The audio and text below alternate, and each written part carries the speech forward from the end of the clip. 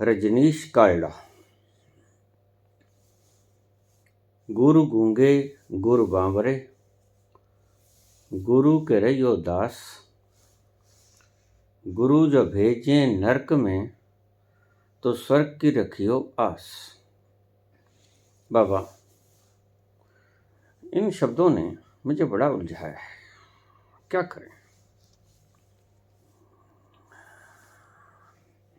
कृपया इस दुविधा को मिटाने की कष्ट करें। एक रोज खेल खेल में हम उसके हो गए। एक रोज खेल खेल में हम उसके हो गए, और फिर तमाम उम्र किसी के ना हो सके। एक रोज खेल खेल में हम उसके हो गए, और फिर तमाम उम्र किसी के ना हो सके। बड़ा गहरा संदेश है इन शब्दों में। तुम्हारी आदत शब्दों को पकड़ने की सदा से रही है, मैं बहुत बार कह चुका हूं।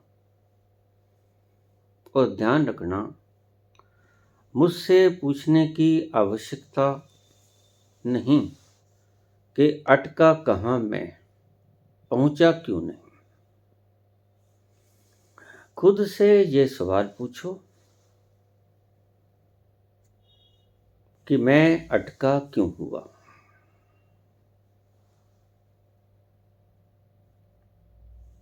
गुरु गूंगे गुरु बांवरे, गुरु के रहियो दास।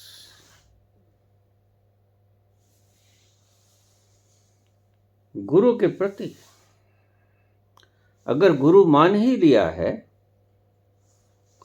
तो आपकी इतनी आस्था होनी चाहिए कि गुरु जो कहता है सत्य ही कहता होगा।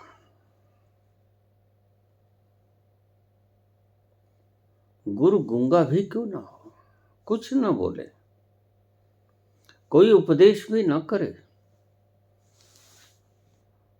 और पागल भी क्यों ना हो, बावरा भी क्यों ना हो।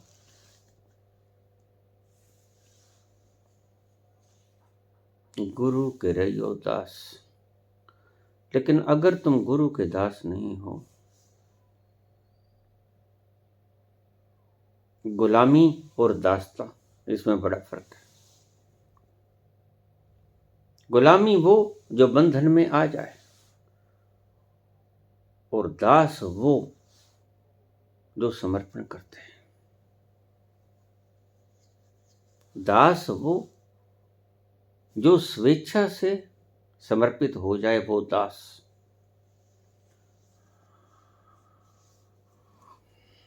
दूसरा बंधुआ गुलाम, वो गुलाम होता है। गुरु गूंगे गुरु बांवरे, गुरु करे जो दास।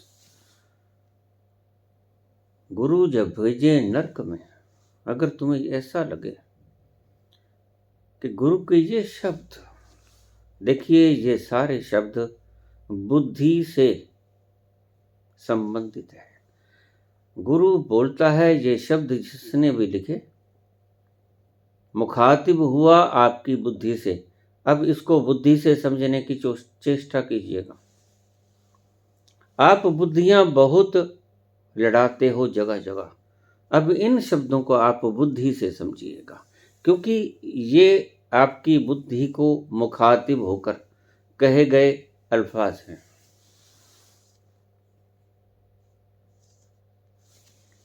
गुरु गूंगे गुरु बांवरे, पागल भी क्यों ना हो, गुरु के रहियो दास। गुरु जो भेजे नरक में,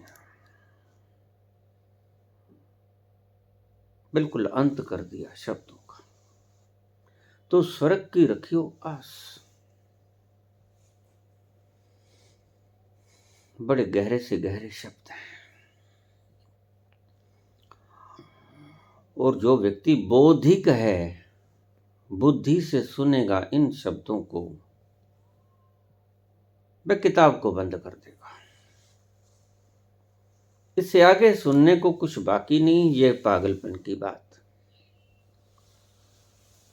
और मुझ जैसा बुद्धिमान व्यक्ति इस बात को माने कतई संभव नहीं। लोग मुझसे पूछते हैं क्या अड़चन है, कहां फंस गया हूं, कौन सी चीज बाधा बन रही है। आज ही मैंने एक वीडियो डाला, कनक कनकते सो गुण। तो हमारे प्रसिद्ध मुनि जी महाराज का फौरन कमेंट आया, एक अकेला सब पे भारी।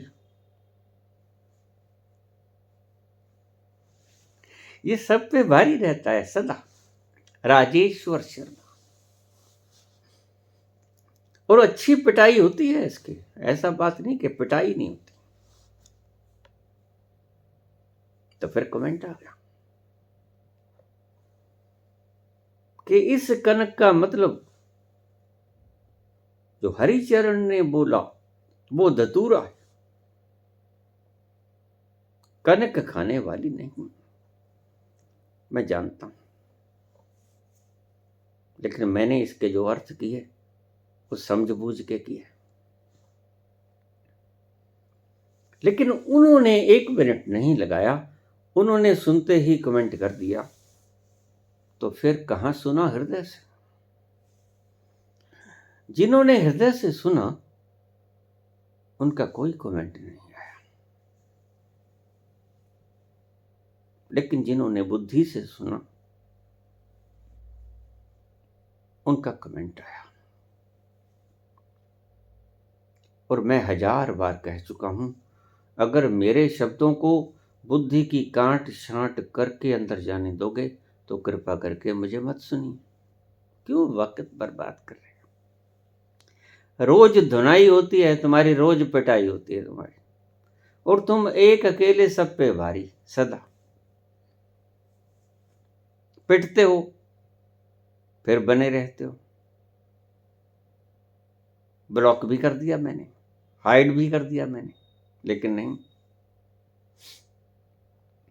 सुनना भी है, लेकिन कैंची लगाकर सुनना है। ऐसा व्यक्ति अगर ऐसे शिकायत करे कि क्या अड़चन है, तो उसे खुद ही ढूंढ लेना चाहिए कि यही तो अड़चन है। सुना कहां से गया, हृदय से या बुद्धि से। और बुद्धि से सुनोगे तो बुद्धि तो धारी तलवार है, इधर भी काटेगी उधर भी काटेगी। और जिसने संत के अनुभव को बुद्धि से सुना वह विद्वान तो हो सकता है, ज्ञानी नहीं, अनुभवी नहीं। अनुभव के नाम पर उन्हें कुछ नहीं मालूम,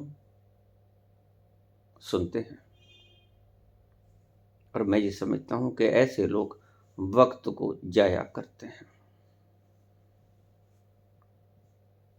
उन्हें कुछ और काम धाम कर लेना चाहिए, और नहीं तो ताश खेल लेनी चाहिए।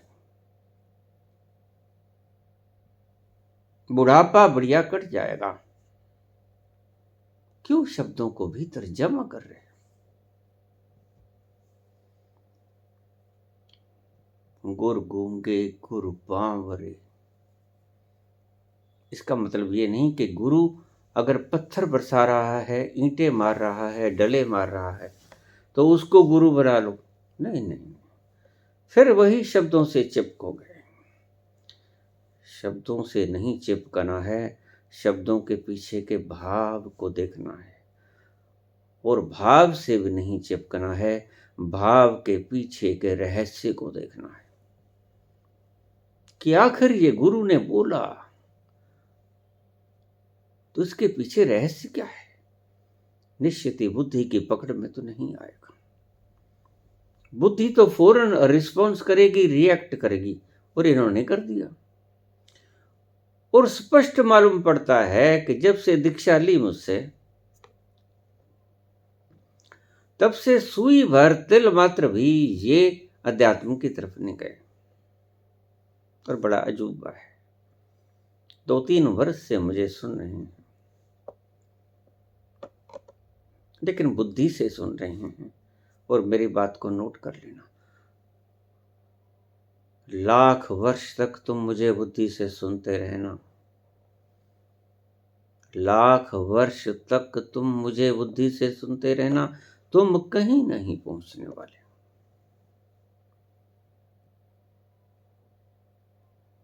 जो भी बुद्धि से सुनेगा उसके पास तर्क की कैंची होगी, जो जो उसको फिट बैठेगा वो भीतर उतारेगा, जो जो उसको फिट नहीं बैठेगा वो काट छांट करके बाहर फेंक देगा। और जो काट छांट किया हुआ बाहर फेंका गया वो मेरे पास कमेंट का रूप धर के आ गया।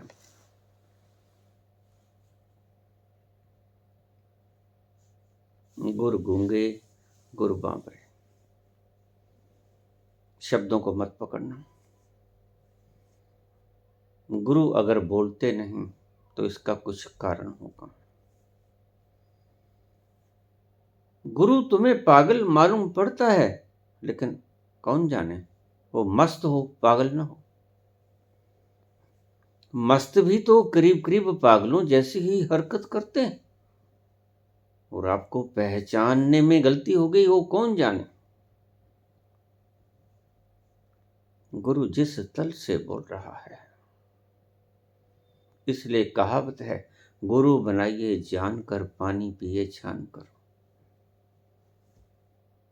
ये कोई मामूली बात है, अपना सिर सौंप देना किसी को मामूली बात है, फिर इससे तो यही बू आती है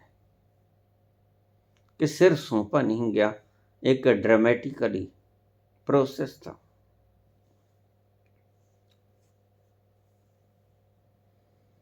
गुरु बनाने की तमन्ना सिर्फ उसी वक्त करना अगर तुम शीश दे ले जाए, शीश देने को तैयार हो। शीश देने को तैयार का अर्थ अपनी बुद्धि से काम नहीं लोगे, कम से कम गुरु के आगे तो नहीं। संसार में बुद्धि का प्रयोग कर लेना आवश्यक भी है। बुद्धि परमात्मा ने दी भी इसीलिए है, संसार में उसका खूब उपयोग करना। लेकिन गुरु क्योंकि बुद्धि से परे है, बुद्धि से पार की बात करता है, और तुम्हारी बुद्धि में कभी समाहित तो होगी ही नहीं उसकी बात। उसके आगे कृपा करके इस बुद्धि को एक तरफ रख देना, तुम्हारी ही बेहतरी है। तुम जो सीखने चले हो वह बुद्धि से कोई जान नहीं सका और न कभी जान पाएगा।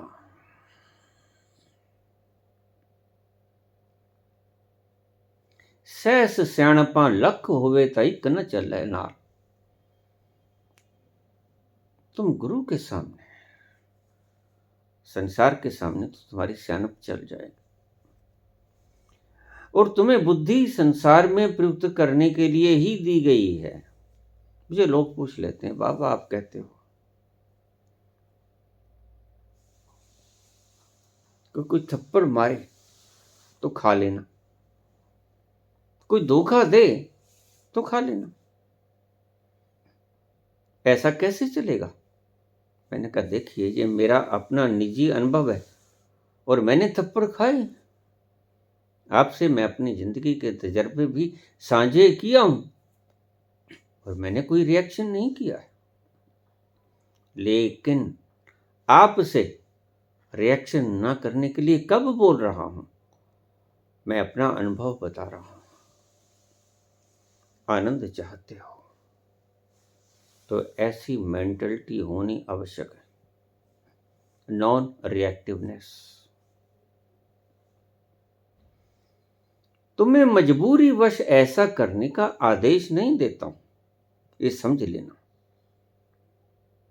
अगर कोई लाओ से कहता है कि जो करता है ईश्वर करता है, और उसके बिना पत्ता भी नहीं हिलता, और जो करता है ईश्वर ही करता है और अच्छा ही करता है, तो ध्यान रखना, मैं बार बार आपको सचेत करता हूँ कि यह लाओ त्से का अपना अनुभव है और लाओ त्से अपने अनुभव पे बिल्कुल डटे हुए हैं। उसके जीवन में अच्छा घट जाए बुरा घट जाए, अच्छा ही होता है, बुरा तो होता ही नहीं। लेकिन आपसे ऐसा मानने का आग्रह लाओ त्से का कतई नहीं। आप मत मानिएगा कृपा करके, फिर तो वो ड्रामा होगा, नकल होगा, इमिटेशन होगा। अपना अनुभव बोलते हैं लाओ त्से। मैं प्रसन्न हूँ, मैं आनंदित हूँ, मैं मस्त हूँ, मैं अकेला में खूब मस्ती मनाता हूँ, खूब नाचता गाता हूँ। क्यों? क्योंकि पीछे सूत्र है, जो करता है वो ही करता है, और जो करता है भला ही करता है। लेकिन मुश्किलात तब आती है जब आप बंदर बनकर उनके शब्दों का पीछा करना शुरू कर देते हो, और ऐसा लाओ त्से कभी कहते नहीं।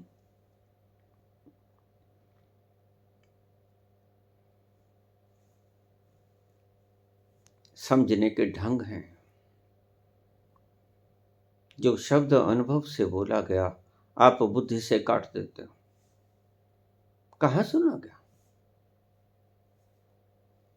इसलिए संत कहते हैं कि कृपा करो, अगर मुझे सुनना ही है तो अपनी बुद्धि को एक तरफ रख दो, अन्यथा मत सुनो। कौन बाध्य करता है? किसने आपको प्रोत्साहित किया? किसने आपको बाध्य किया कि आप सुनो ही संत पुरुष को? नहीं, आप परम स्वतंत्र हो, आपको गुलामी नहीं देता संत। गुरु कह रहे हो दास। दास और गुलामी में बड़ा फर्क है। दास खुशी से दिया गया समर्पण, खुशी से किया गया समर्पण भाव, वो दासता होती है। और गुलामी मजबूरी में डाला गया बंधन। आप दासता तो नहीं स्वीकार करते गुरु की, आप गुलामी।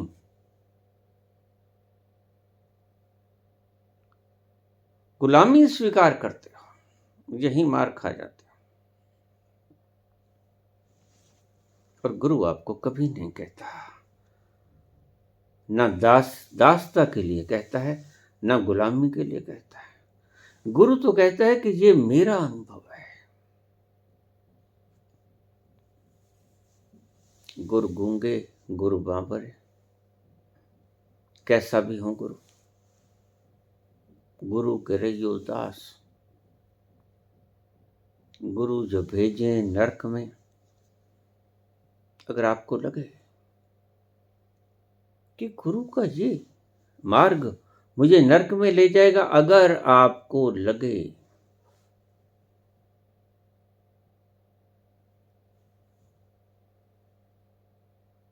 तो स्वर्ग की रखियो वास। तो फिर थोड़ा जागृत रहना। लगेगा गुरु का ये शब्द हमें नरक में ले जाएगा, लेकिन थोड़ा सा जागरूक रहना, क्योंकि वह जो कह रहा है वह किसी अन्य तल से बोल रहा है। तुम्हारे ही तल पर विराजमान गुरु नहीं है।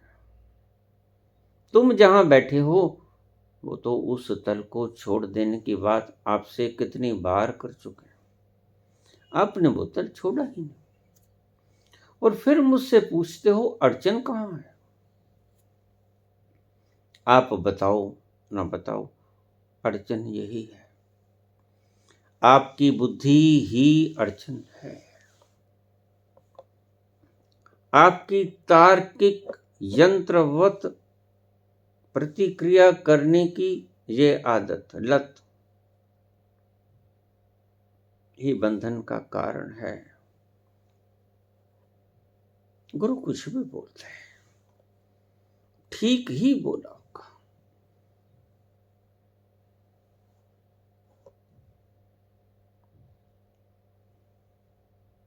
क्योंकि जब तुम किसी को गुरु बनाते हो, गुरु का अर्थ है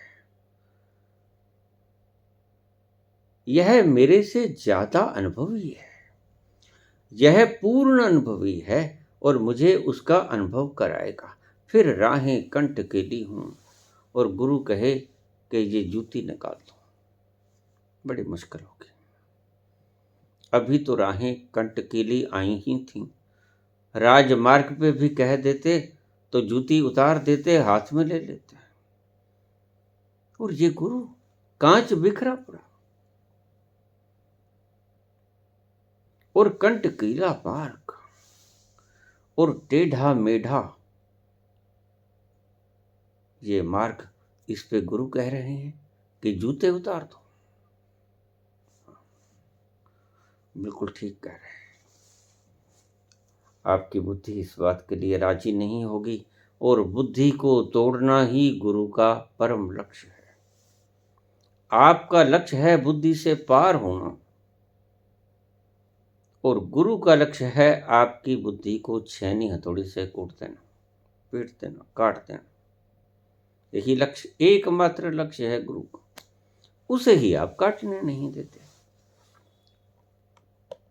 अगर गुरु कहता है आपको दीक्षा देने से पहले कि मैं जैसा कहूंगा करोगे, तो आप कहते हो हाँ करूंगा, लेकिन वो बेहोशी में कह देते हो। और गुरु जब कहता है तो फिर चुप क्यों नहीं हो जाते? कहा है तो अवश्य ही किसी समझ से कहा होगा, मेरी समझ से बाहर की बात है।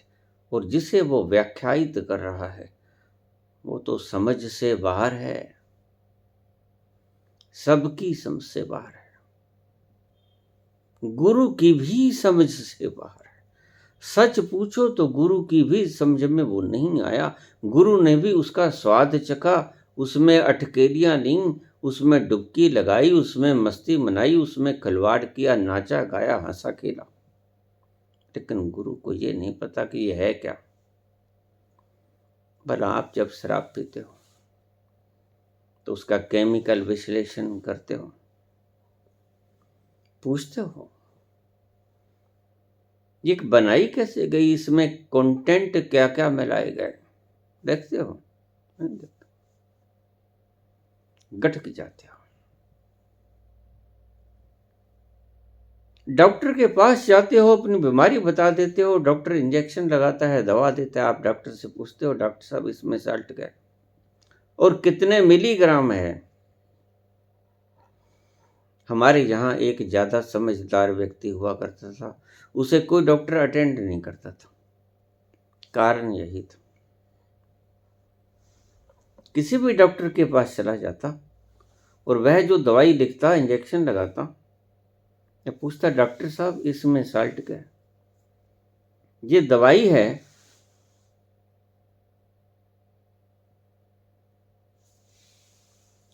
इसमें डिक्लोफेनिक सोडियम है या डिक्लोफेनिक पोटाशियम है? तो डॉक्टर्स ने उन्हें देखने से मना कर दिया कि आप कृपा करो, आप हमारे पास मत आया करो। अगर ऐसा सीखना है तो किसी मेडिकल कॉलेज से सीखो। हमने 15 वर्ष खराब किए हैं। आपको एक सेकंड में कैसे समझाया जा सकता है? एक सेकंड में समझा भी नहीं जा सकता, समझाया भी नहीं जा सकता। गुरु जब भेजे नरक में, अक्सर गुरु के शब्द आपको लगेंगे नरक में भेज देंगे हम। अरे हम तो उलझ गए, अरे ये क्या बोल रहे हैं? जो बात तुम्हारे दिमाग को, तुम्हारी बुद्धि को जचेगी, आहा, और जो बात आपको नहीं जचेगी, अरे बाबा ये क्या बोल दिया, ये तो उलझन पड़ गई।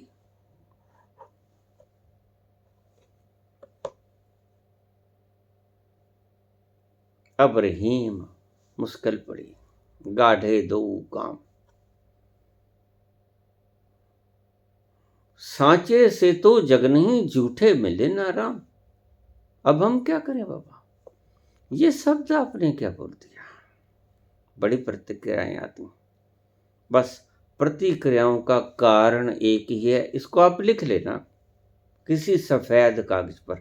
बार बार जब भी कोई प्रतिक्रिया आए तो उस सफ़ेद कागज को खोल के देख लेना कि मैंने बोला क्या था। आदमी भूलनहारा है और परमात्मा बख्शनहारा है। लिख लो।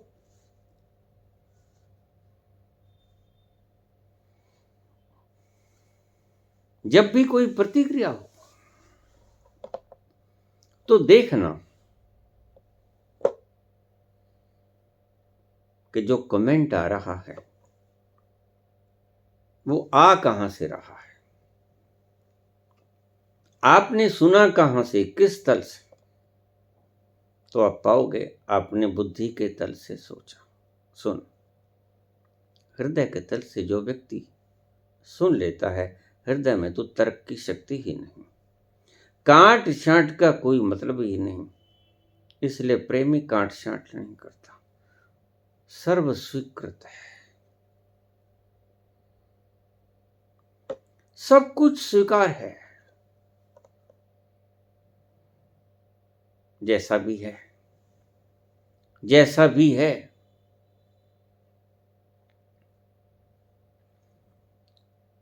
मेरे बड़े भाई ने तिबिया कॉलेज में लव मैरिज की थी।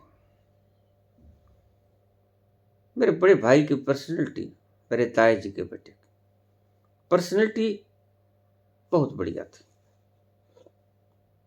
और लड़की बाहरी आंखों से देखने में उसके बराबर बढ़ती ना थी। तो यहाँ के कुछ लोग भी तिबिया कॉलेज दिल्ली के आसपास से गुजरते थे। तो एक दिन यहाँ का ही एक व्यक्ति सैनी उसको रास्ते में मिल गए, भाई और हमारी भाभी।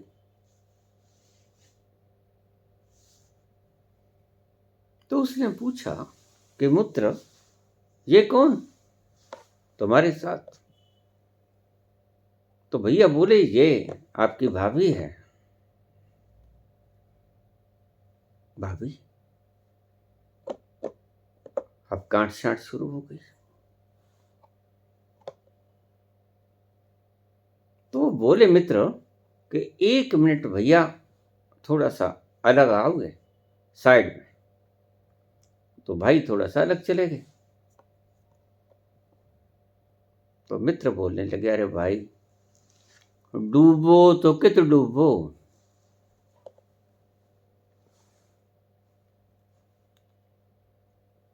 जो राजा ने कहा मजनू को, अरे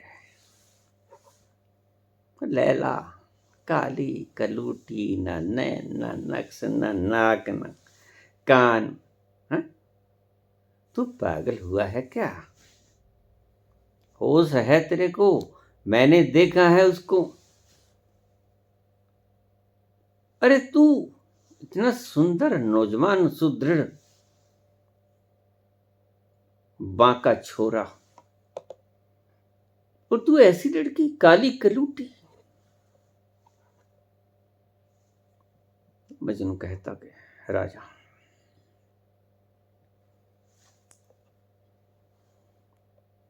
तुमने ठीक से देखा नहीं, मेरी लैला को ठीक से देखा नहीं तुमने, राजन गलती कर गए। नहीं नहीं मजनू, मुझे तुम पे तरस आता है, तुम भूल खा गए। मजनू बोला, नहीं भूल नहीं खाया, लैला को देखने के लिए मजनू की आंखें चाहिए, बिना मजनू की आंखों से तुम लैला को देख ना पाओगे।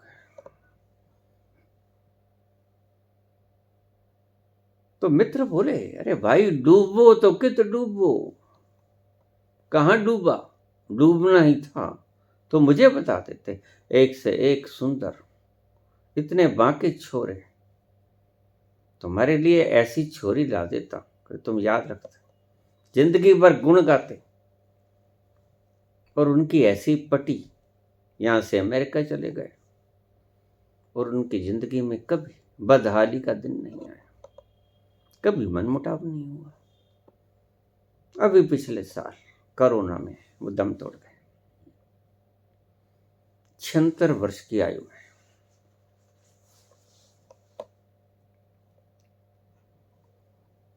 लेकिन ऐसा ही कहेंगे, जो बुद्धि से देखेगा नयन नक्श रूप रंग, वो ऐसा ही बोलेगा, डूबो तो कित डूबो।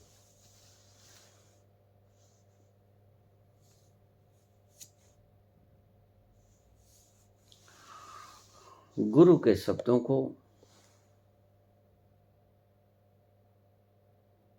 मत विच रत्न जवाहर माणक,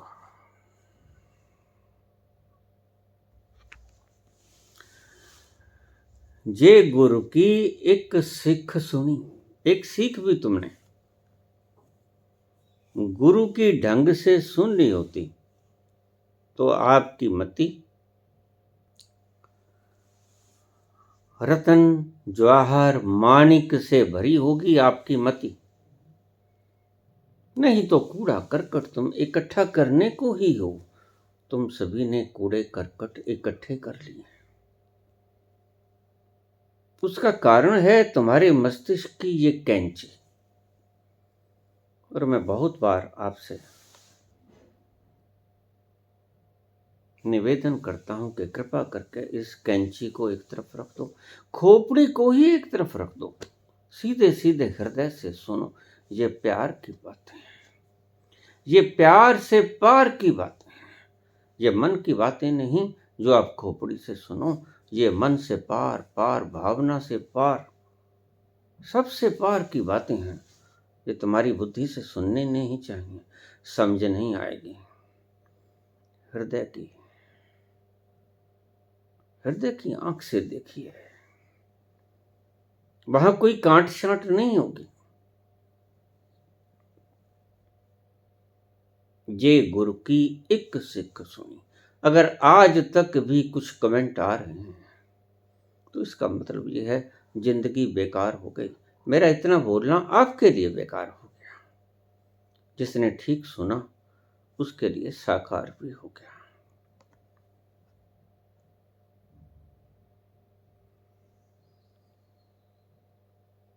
बहुत से प्यारे हैं जिन्होंने सतोरी की झलक देखी, जिन्होंने समाधि की फाल से ही सही झलक देखी। उन्होंने बुद्धि से कभी सुना नहीं, उन्होंने बुद्धि को एक तरफ रख दिया। गुर गूंगे गुर बाबरे। तुम्हें लगेंगे कि गूंगे हैं, बोलना नहीं आता, शब्दों में कहीं भी प्रवाह नहीं है, कहीं मेल नहीं खाता। बावरा है, पागलों जैसी बातें करता है। गुरु करे उदास। इतना कुछ होने के बावजूद भी आपका समर्पण टूटना नहीं चाहिए। समर्पण रोज गहराता जाए, रोज गहराता जाए, तो ही सुनने का मजा है। और जैसे जैसे आपका समर्पण गहराता जाएगा वैसे वैसे आपकी आनंद की लय गहरी होती जाएगी। एक पैमाने की तरह ले लेना इस बात को। आपका समर्पण गहरा, आनंद की लहर गहरी। अगर ऐसा ना हो तो समझना कहीं अड़चन है।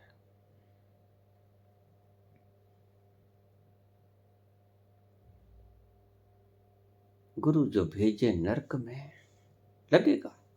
अगर लगे कि गुरु तो नरक में भेज रहे हो, आपकी बुद्धि तो यही कहेगी, इसलिए बुद्धि को हटाने की बात करते हैं गुरु।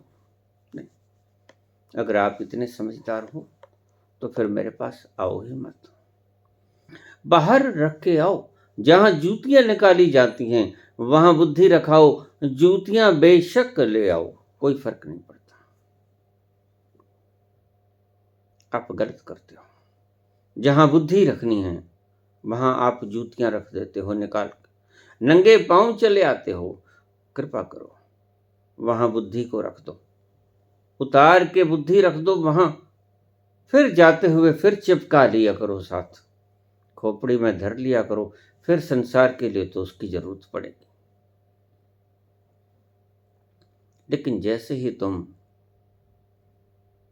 उस प्यारे से मिलने जाओ तो कृपा करो इस बुद्धि को एक तरफ रख दो। बुद्धि के तर्क से कभी कोई पा नहीं सका उस प्रेम को, क्योंकि वो तर्कातीत है, भावातीत है। मुझे भी उनसे बड़ा प्रेम था और वो भी बहुत प्रेम करते थे।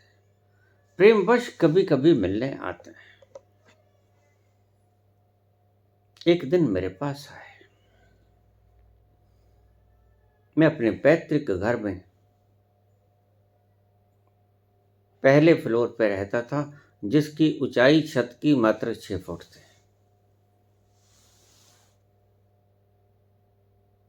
अक्सर मैं वहीं रहता था, अपने जीवन का अधिकांश भाग मैंने वहीं गुजारा।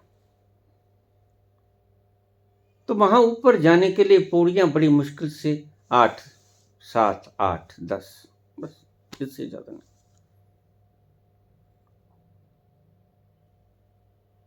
तो मैं एकांत में बैठा रामा हुआ मस्त, दरवाजा खोला,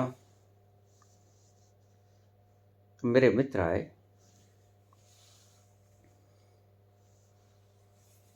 उससे पहले एक हरियाणा के मित्र मेरे पास बैठे थे।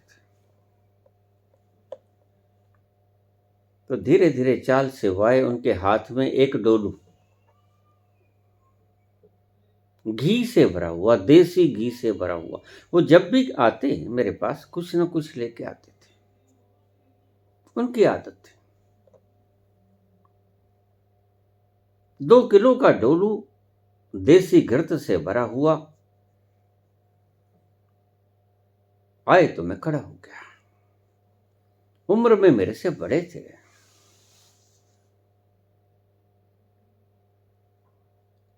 लेकिन मुझे गुरु समान ही समझते थे। अक्सर किसी बात की राय मशवरा लेने के लिए मेरे पास ही आते। उस दिन भी आए। मैं उठ के खड़ा हो गया। उन्होंने मेरे पाँव में वो डोलू रख दिया। यहां तक तो बात ठीक थी। मैंने वो डोलू उठाया, एक साइड में रख दिया, बैठे रहे। आज कुछ गुमसुम थे।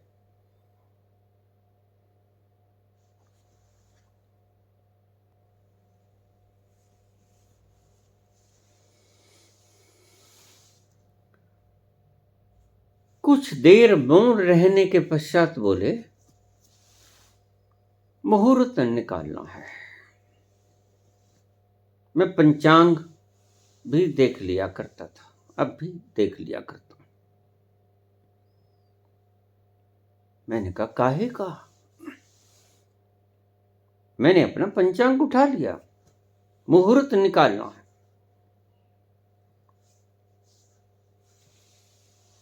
मैंने कहा किस चीज का? किस चीज का मुहूर्त निकालना है? कहते घर में कुआं खुदवाना है। हाँ? मेरी जाग खुली, तंद्रा टूटी। है घर में कुआं खुदवाना है?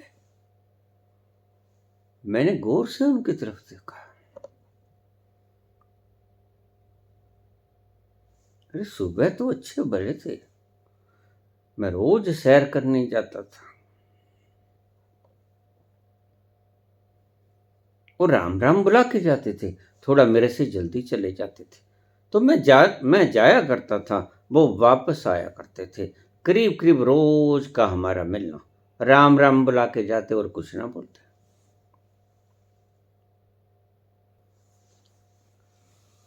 और आज तो कुछ बात ही निराली थी, सुबह ठीक ठाक था, ये अचानक घर में कुआं खुदवाना है।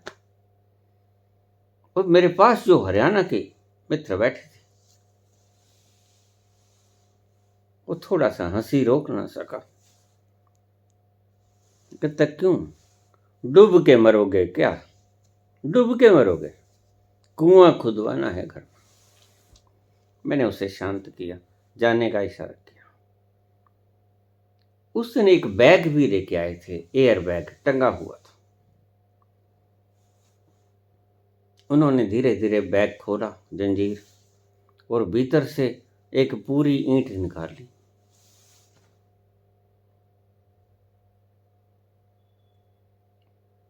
अब वो दृश्य दर्शनीय था। इधर पंडित जी के लिए 2 सेर घी लेके आए और पास में एक पूरी भरी पूरी नई ईंट रख दी। मैंने कहा इसका मतलब क्या हुआ? अरे भाई, पंडित जी आज मरे, ये भोबरा तोड़ेगा, ये पोल खोलेगा, ये आज भोबरा फोड़ ही देगा। और ऊपर से ऐसी बात, मुहूर्त भी निकलवाने आया तो काहे का, घर में कुआं खुदवाना है। मैं अवाक रह गया।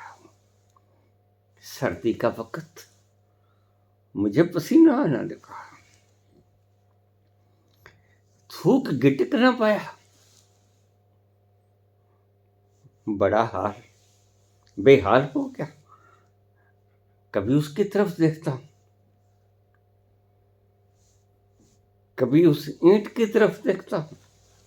एक बार तो मन में आया भाग जा, अगर बचना है तो। आज तो भोबरा तोड़ने आ गया ये, आज तो काम खराब है, सुबह तो ठीक ठाक था, इतनी ही देर में क्या हो गया? घर में 100 बातें हो जाती हैं, लेकिन इतना सुबह ठीक ठाक राम राम बुला के गया है, और फिर अकेले घी का डोलू टेक देता ठीक था, और साथ में ईंट, और घर में कुआं खुदवाना है, उसका मुहूर्त निकालने आए। मेरी दुर्दशा देखने वाली थी। आज को नहीं बचा। आज गए पंडित जी।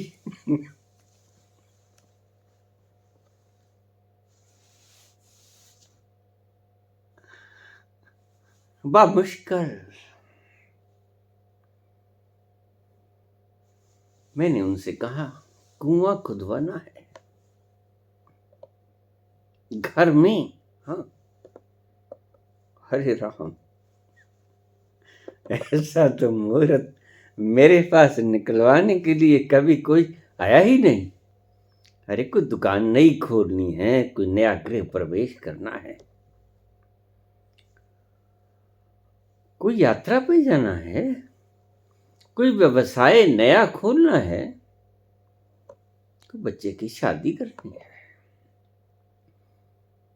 शुभ शुभ मुहूर्त निकलवाने के लिए आते। ये कुआं खुदवाने के लिए शुभ मुहूर्त?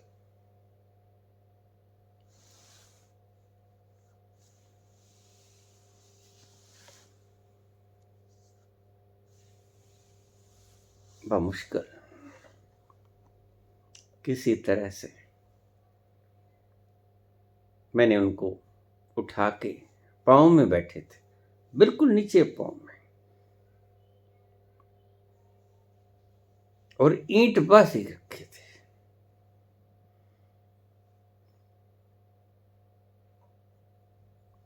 और कभी मैं उसको देख रहा था,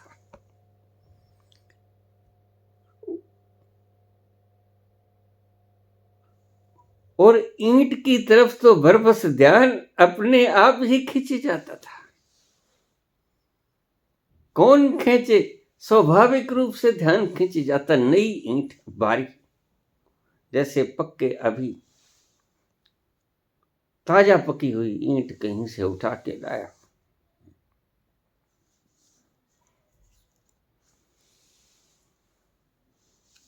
थोड़ी देर तक कोई समझ नहीं आई। फिर थोड़ा सा शांत हुआ। मैंने कहा ठीक, मैंने पतरी खोली, लेकिन कहाँ पतरी? अब पतरी में मुहूर्त तो थे, लेकिन ख्याल तो ईंट की तरफ था। दिख तो रही थी ईंट, देख रहा था पतरी। आज गयो, आज को नहीं बचूं।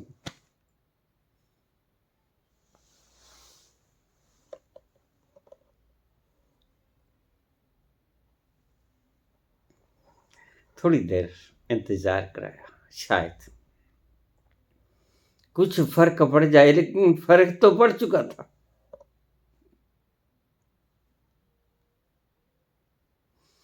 पहले ही से बहुत फर्क पड़ चुका था,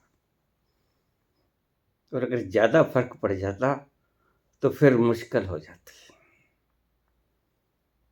तो मैंने किसी तरह ईंट को एक तरफ खिसकाया। मैंने कहा आप ऐसे कीजिए, आप परसों सुबह कुआं खुदवाना शुरू कर दीजिए। ठीक, परसों सुबह कितने बजे?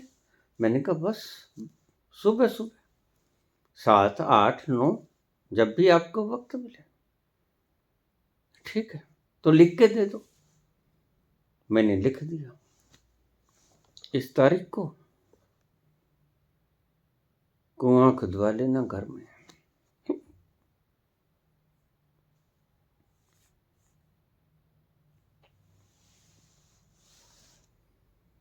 बाद में पता चला,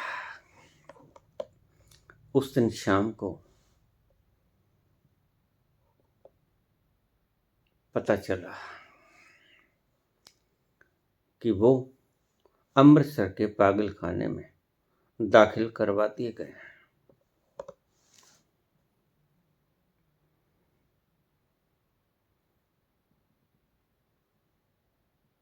गुरु गूंगे गुरु बावरे,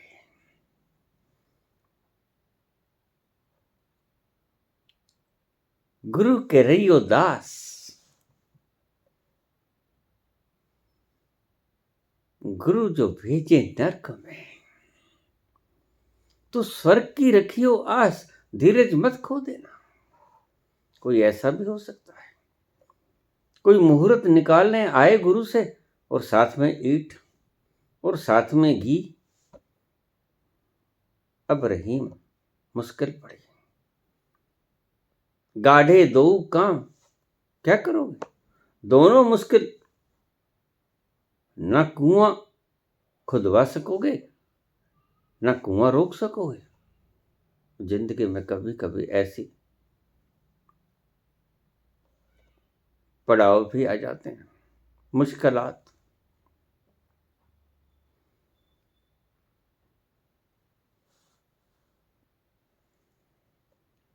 संत का ये वचन अगर शब्द पकड़ लिए तो इसमें से कुछ नहीं निकलेगा पागलपन के सिवा। फिर तो कुआं ही खुदवाने के योग्य रह जाओगे। अगर संत के ये वचन शब्दों को छोड़कर उसके पार देखोगे तो आप भी पार हो जाओगे।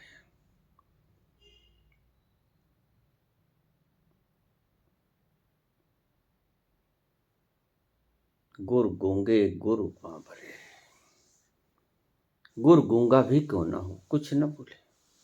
मुझे बहुत से व्यक्ति प्रश्न कर देते हैं, और उनका प्रश्न बेतुका होता है, बिल्कुल बेतुका, अर्थहीन। क्या जवाब दें? आध्यात्मिकता से उनका कोई दूर का रास्ता नाता भी नहीं होता, और फिर वो जल्दी करते हैं कि जल्दी जवाब दो। हमारे प्रश्न का अभी तक जवाब नहीं आया, और ऊपर से वो दूसरा प्रश्न दाग देते हैं, जवाब पहले का भी नहीं मिला होता, और फिर उनका दूसरा प्रश्न भी तो ऐसा ही। जब खोपड़ी ऐसी तो प्रश्न तो ऐसे ही आएंगे, जवाब दूसरे का भी नहीं मिलता। तो फिर जल्दबाजी करते हैं, तीसरा प्रश्न दाग देते हैं। तो आखिर में मुझे ऐसे मुमुक्षुओं को ब्लॉक ही करना पड़ता है, मेरी मजबूरी है, क्या करूं। अभी किसी ने कल प्रश्न पूछ लिया, आज ही मेरे व्हाट्सएप पे आया, बाबा ये परमात्मा ने त्रिगुणात्मक सृष्टि ही क्यों बनाई, सत्व रज और तम। अब शायद ये ज्यादा ज्ञानी होंगे या कहीं से सीख के आए होंगे या इनकी स्वयं की खोज होगी। अब कुछ खोज लिया होगा तो शायद परीक्षा लेने का मन आया हो तो मुझसे पूछ लिया कि बाबा भगवान ने, ईश्वर ने ये जो सृष्टि बनाई, त्रिगुणात्मक बनाई, सत्व रज और तम, ये त्रिगुणात्मक ही क्यों बनाई, दो गुणों से युक्त क्यों नहीं बनाई, एक गुण से युक्त क्यों नहीं बनाई, और चार गुणों या अनेक गुणों से संपन्न यह सृष्टि क्यों नहीं बनाई। मैं क्या जवाब दूं। और उनके पहले प्रश्न भी ऐसे ही थे, किसी प्रश्न का कोई जवाब नहीं, क्योंकि प्रश्न आध्यात्मिक नहीं।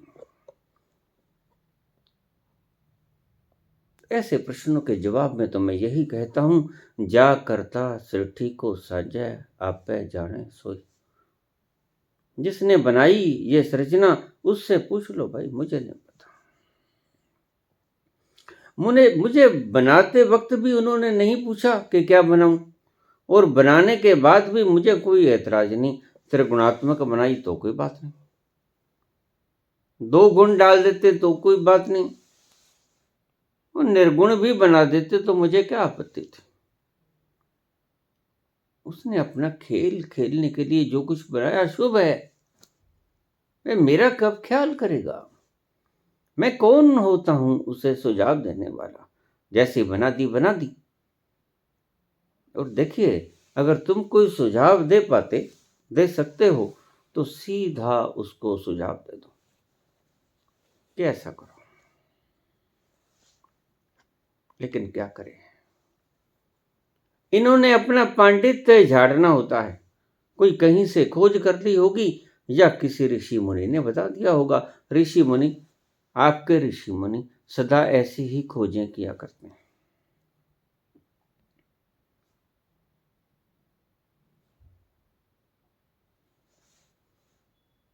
इक्ष्वाकु के वंश में रथीसर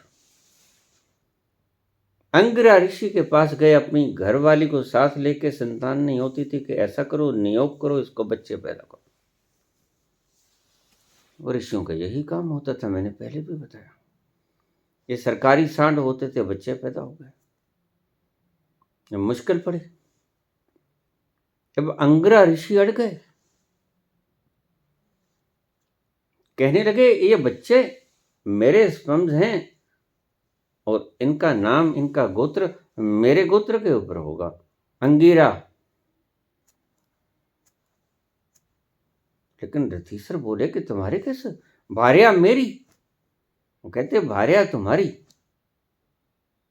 लेकिन बच्चे मेरे। अगर तुम पैदा करते तो जो चाहे रखते, बच्चे पैदा मैंने किए, तो गोत्र मेरे ही अंगर।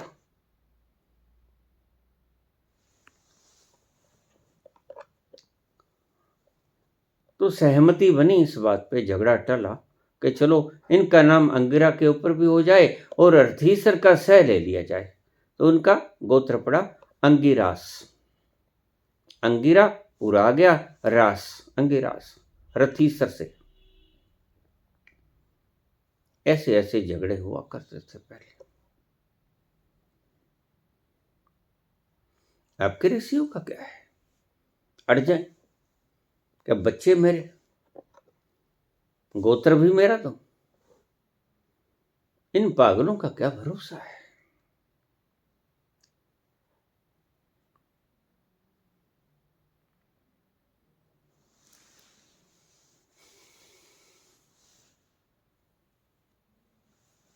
गुर गूंगे गुर बांबरे, लगे कि बोलना नहीं आता, लगे कि गूंगा है, लगे कि उच्चारण ठीक से नहीं कर पाता, मेरे पास बहुत से व्याकरणाचार्य आ जाते हैं और मैं पहले ही प्रणाम कर देता हूं कि देखिए, मेरे चैनल को कोई व्याकरणाचार्य तो मत सुने, यहाँ मस्ती में क्या बोल जाते हैं कोई पता चलता है। जाम ढलते हैं, गटक जाते हैं, उसके बाद व्याकरण की फिक्र कौन करता है। ये मदहोशों की बस्ती है, ये पीने वालों का जमावड़ा है, ये महफिल है पियक्कड़ों की, तुम्हारे ढंग से नहीं चलेंगे। और फिर लिपियों को जो तुम्हारी ही ईजाद हैं, किसी और तरह से खोज ली गई होती तो आज व्याकरणचार किसी और तरह के होते। तुम्हारी ही खोजी हुई इजादें हमारे पर मत लीपा पोती करो। हम तो जैसा बोलेंगे आपको अगर समझ आता है तो ठीक, नहीं आता है तो हम तो अपनी मस्ती में हैं।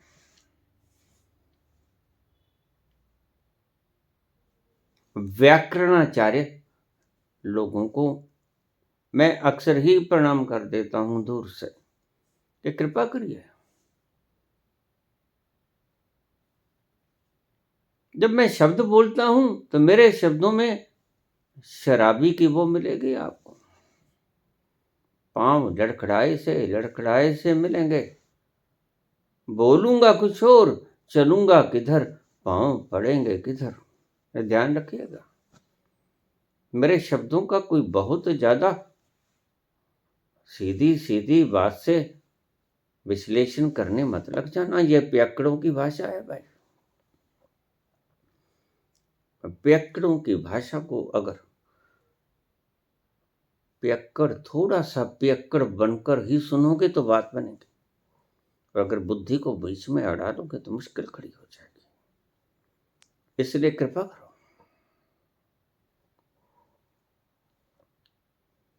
सुनना हो तो कृपा करो, बुद्धि को एक तरफ रख दो, अन्यथा मत सुनो।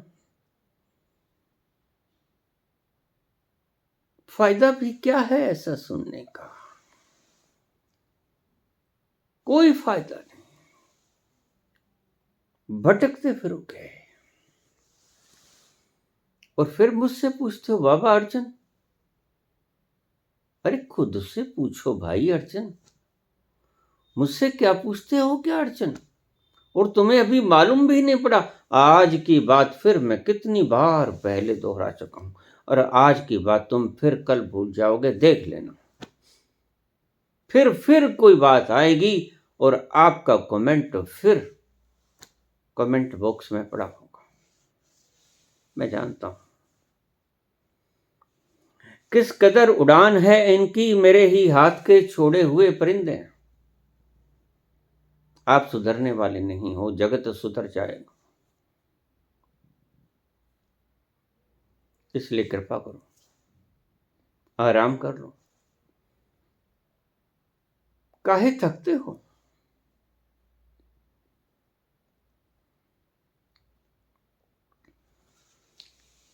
शब्दों की कांट छांट में मत पड़ जाना,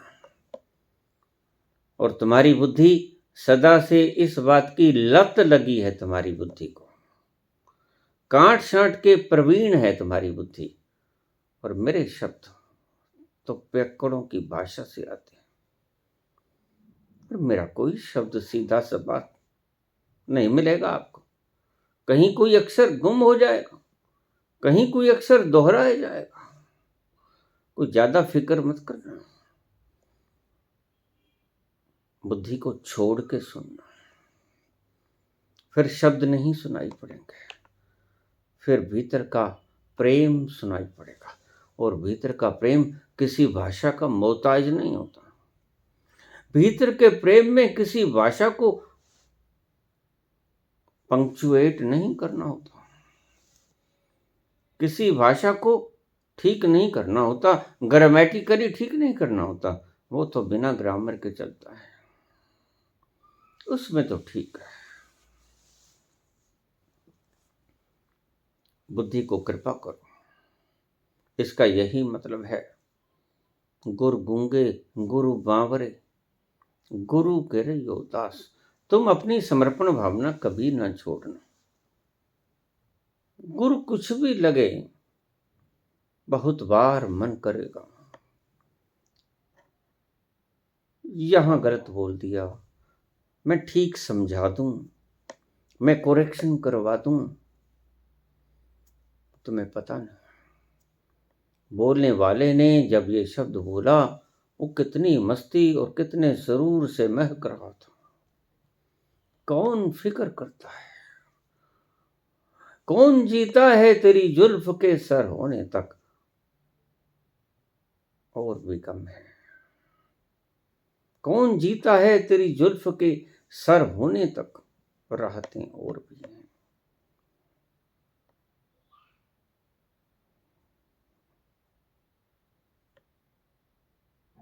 इश्क की राहत के सिवा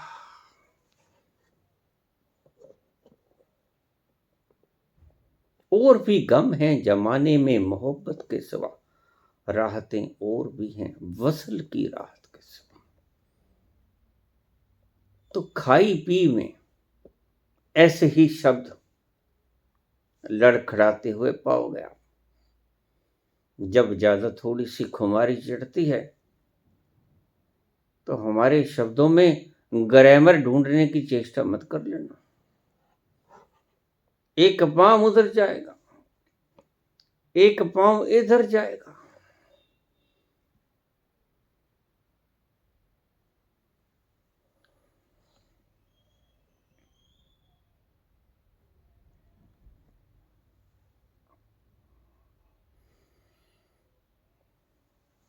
सियानप जिसने छोड़ी उसने तत्व को पाया। सियानप में जो उलझा रहा, सियानप तो एक उलझाव है। सियाना होना एक रोग है मोहब्बत की उस राह में, और सियाना होना एक आभूषण है, एक गहना है जिस संसार में आप रह रहे हो। इस फर्क को ठीक से समझ लेना। जिस संसार में आप लेन देन कर रहे हैं, वार्तालाप कर रहे हैं, व्यापार कर रहे हैं, वहां सियाना होना बड़ा शुभ है। लेकिन मुश्किलात पैदा होती है। आप उन्हीं बाटों से, उन्हीं तोलों से आप निकल पड़ते हो उस प्रेम के रस को तोलने की कवायद करने, और कभी वो प्रेम का रस आपके संसार के बाटों से तोला नहीं जाता।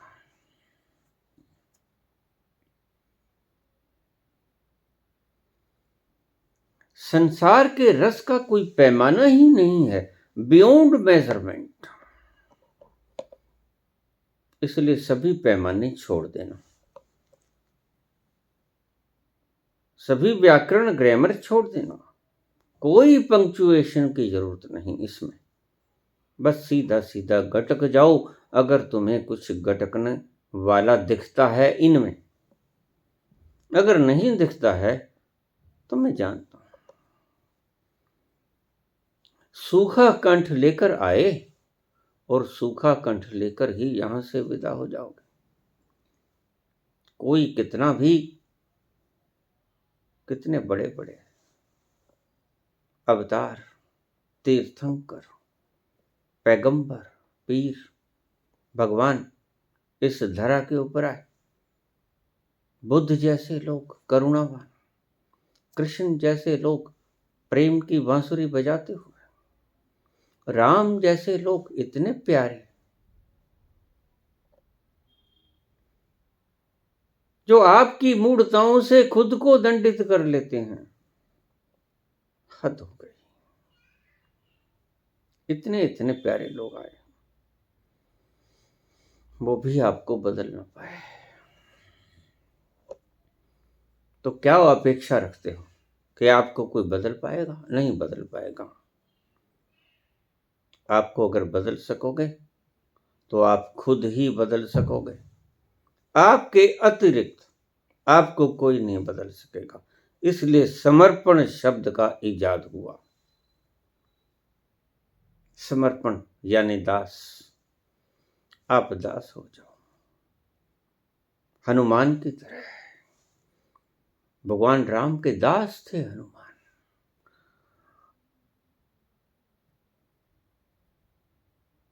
गुलाम नहीं थे, दास थे। दास शब्द बड़ा प्यारा है, यद्यपि आपकी डिक्शनरी में यह पर्यायवाची शब्द मिलेगा। दास कभी गुलाम नहीं होता और गुलाम कभी दास नहीं होता।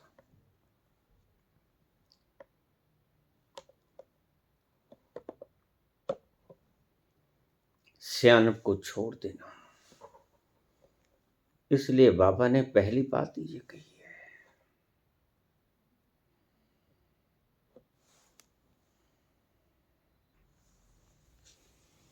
सोचा सोच न हो गई जे सोचे लख बार।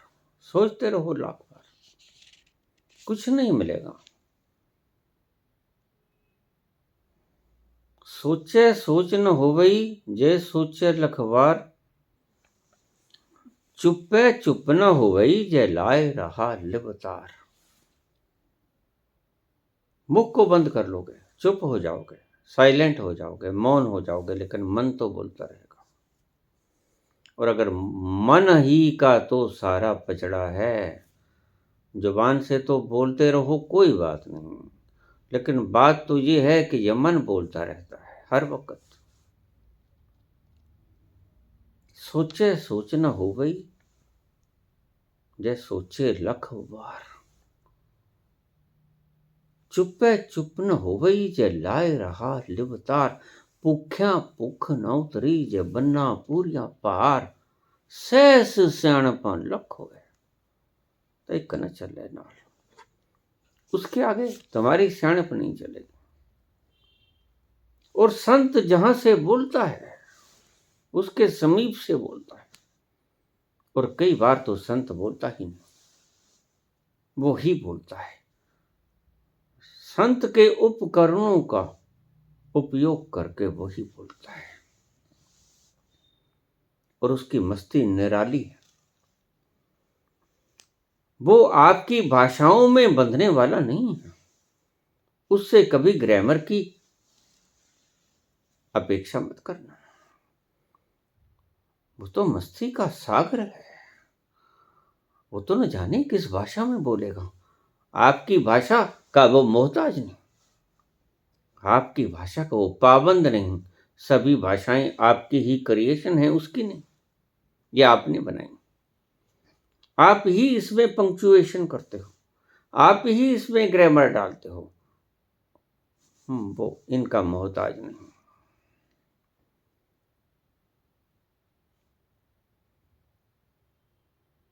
और आपको भी ऐसा ही करना होगा। सहस सियाणपा लख हो गए, एक न चले नाल।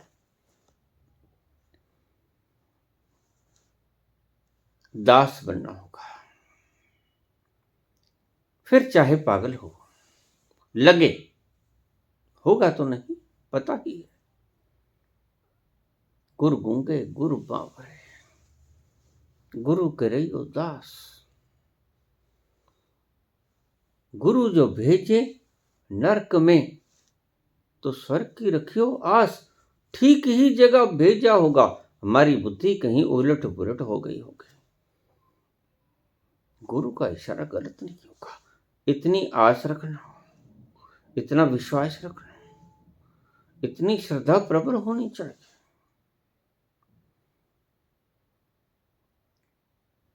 और जिधर भी गुरु भेजे उधर ही जी जान से समर्पण कर देना। और फिर न काबे का न काशी का मोहताज मत होना। जिस तरफ देख लिया जान तसद्दुक कर दी, जिस तरफ देख लिया जान तसद्दुक कर दी। मैं तो मोहताज नहीं काबे या बुत खाने का। धन्यवाद।